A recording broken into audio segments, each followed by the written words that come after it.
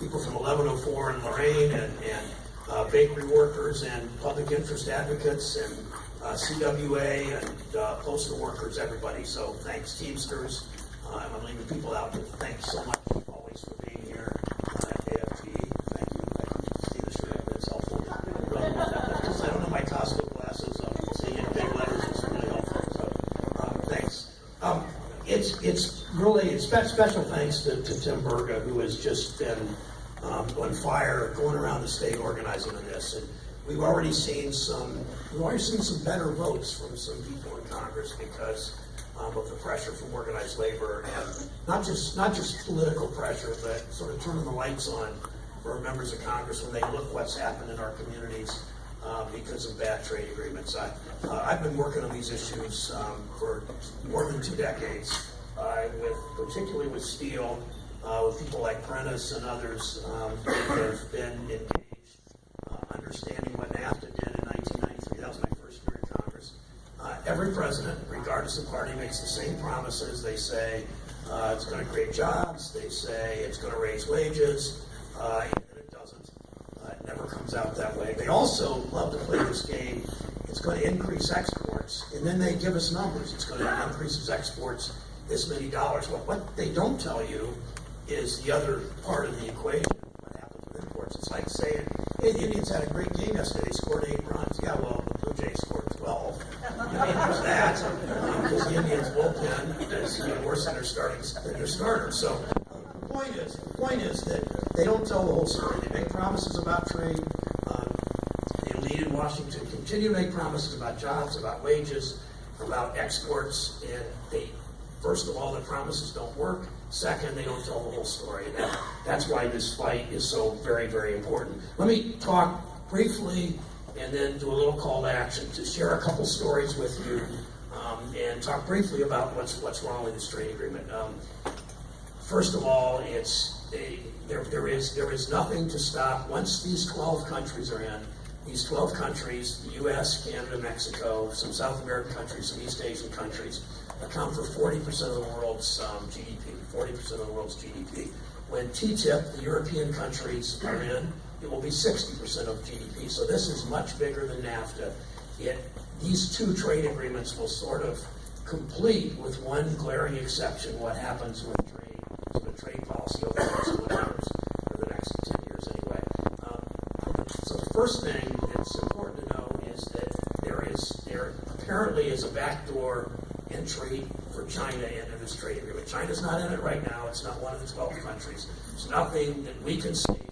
As secretive as these negotiations have been, as secretive as the U.S. trade rep has been about opening up the process so that we can see everything, there appears to be an avenue for China to come in the back door without a vote of Congress. So a U.S. trade rep 5 years from now could simply say, to invite China into this trade agreement. China's the second largest employer, or second largest economy in the world, the largest country by a lot in the world, and China clearly is this surging economic power where business, for the first time in American history, the first time in world history that I can see, where the business plan for thousands of U.S. corporations you shut down production in the U.S., you shut down production in Cleveland or in Barberton or in Garfield Heights, and you move into Wuhan or Xi'an or Beijing, and then you sell the products back into the United States. Our tax system and our trading laws encourage companies to do that. It's the first time we've seen that.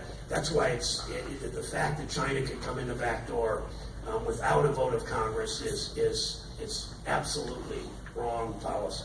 Second, this trade agreement's about paying workers, about countries among these trading partners, not Canada, but some of the East Asian countries and some of the South American countries, pay a minimum wage that's 1/10 of ours.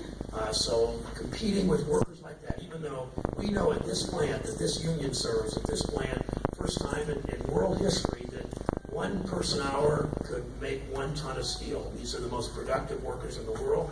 But when you talk, and Ryan's going to talk about this, but when you're competing with countries that illegally sell their steel into this country, you simply can't compete. We win trade fights on the rules of trade, and then these countries do it again in a different way. They back door through China or through Korea or however they do it, putting his job in jeopardy, putting steelworkers in 1104 their jobs in jeopardy, putting Teamster jobs in jeopardy because they're moving this stuff around, putting building trades jobs in jeopardy because the bricklayers are in the steel mills, putting all of the House of Labor, including public employees, in jeopardy ultimately. Third is currency. These countries don't play by the same rules. They game the currency system so that when we're negotiating with them, when we're trading with them, they can sell stuff into our country at discount, but when we try to sell stuff to China or Japan, it costs 15 or 20, or some people say 30 or 35% more. You simply can't compete with that kind of premium penalty when we're selling there and subsidy when they're selling here. And until we fix that, these trade agreements don't work. And last is what they can do, shifting power from countries where we pass good health and safety laws to corporations. And let me give you an example of what happened in Australia. And this just sort of turns the lights on to explain how these companies are getting more and more power under these trade agreements and canceling out what we as citizens do. The country of Australia, not too long ago, passed a law called plain packaging on tobacco. And the law pretty much, it was a public health law agreed to overwhelmingly mostly to protect kids from smoking, to stop the tobacco companies from soliciting 16 and 17-year-olds. You know, that's 400,000 people a year in this country die from tobacco-related illnesses. That means tobacco companies got to find 1,000 new customers a day. They don't go to people my age. They go to 15-year-olds, as you know, and try to get them to start smoking. So Australia passed a law to stop that.